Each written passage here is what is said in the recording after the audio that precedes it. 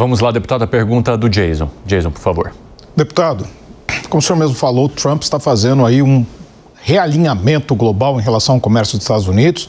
Os Estados Unidos, até ele tem razão em certos aspectos, foi, em certa maneira, até pela sua própria dimensão, meio que, em aspas, maltratado por diversos países que taxavam demais os Estados Unidos, mas vendiam de maneira bastante extensiva. Mas agora nós chegamos aí num ponto muito importante, porque a questão aqui no Brasil nós sabemos que ela não é meramente comercial. Se fosse comercial, nós estaríamos com 10% e a coisa estaria resolvida.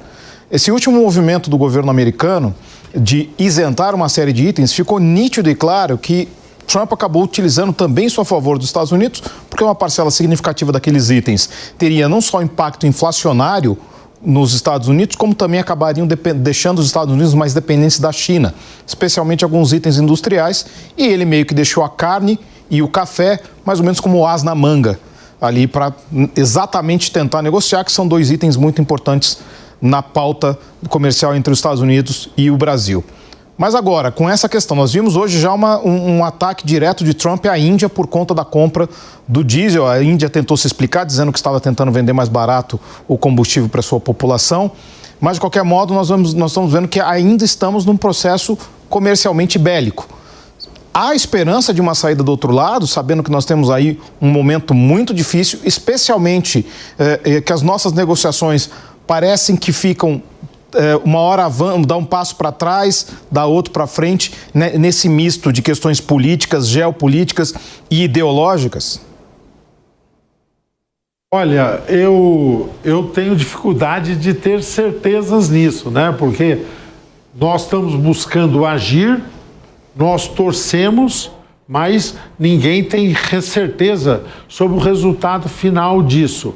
Eu vou me arriscar nesse processo de pensar juntos aqui.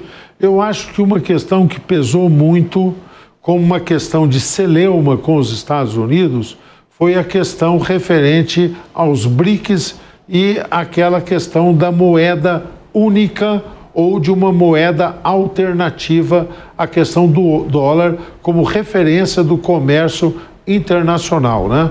Eu acho que isso meio foi um ponto que talvez tenha sido decisivo para deflagrar todas essas questões que aconteceram. Acho que o caminho nosso que resta é colocarmos aí essa disposição de negociar.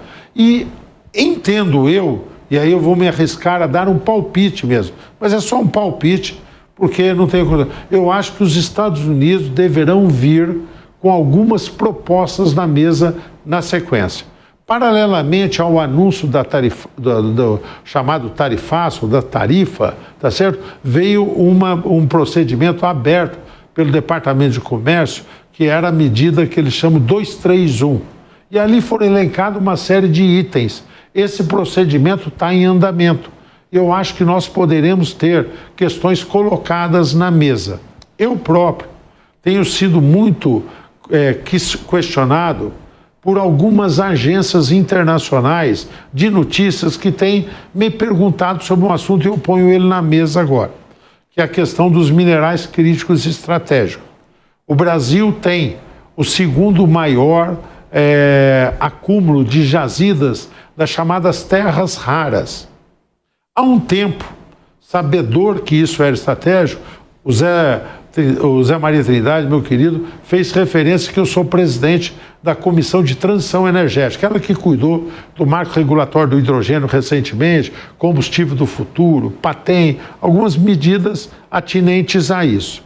E na frente parlamentar da mineração, que é presidida pelo deputado Zé Silva, e eu participo ali muito ativamente com ele, há 2 anos nós tiramos algumas iniciativas sobre minerais críticos e estratégicos. Apresentamos um projeto de lei que está tramitando e eu sou o relator da matéria.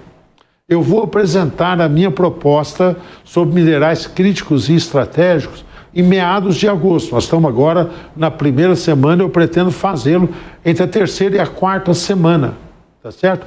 E esse assunto tem crescentemente adquirido importância.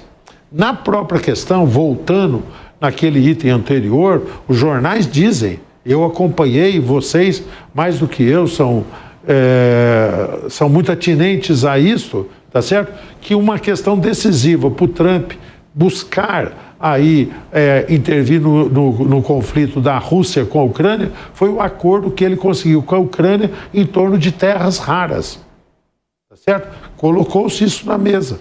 Acho que isso virá num determinado instante aqui para nós também. Esse item é um ativo do Brasil para ser colocado num processo de negociação. Então, acredito eu que o tema vai entrar agora na mesa. Espero que ele deixe de ser algo de retórica.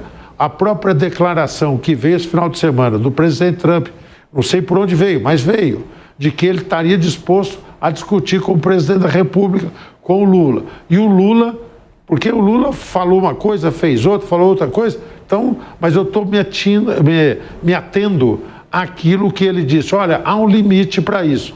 Então eu espero que esse exercício da sensatez, somado à questão do Trump, possa começar a colocar pedras na mesa. E aí, olha, aqui nós vamos ter que ceder, aqui nós vamos ter que compor. Isso é parte da negociação positiva e proativa que se pode fazer. E, deputado, nessa negociação, ao olhar para outros mercados, hoje nós trouxemos a notícia da habilitação de produtores de café para exportar para a China.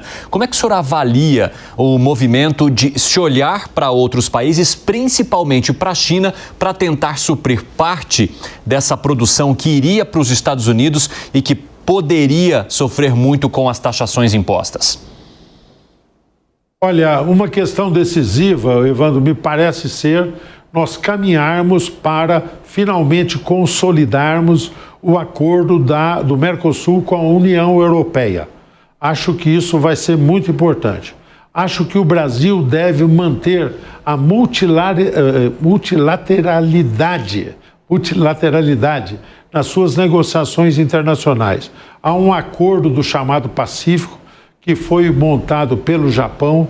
Acho que nós estamos demorando em ter negociações mais formais com esse bloco econômico. Acho que com a China nós devemos desenvolver também essas negociações, buscar ampliar, tá certo?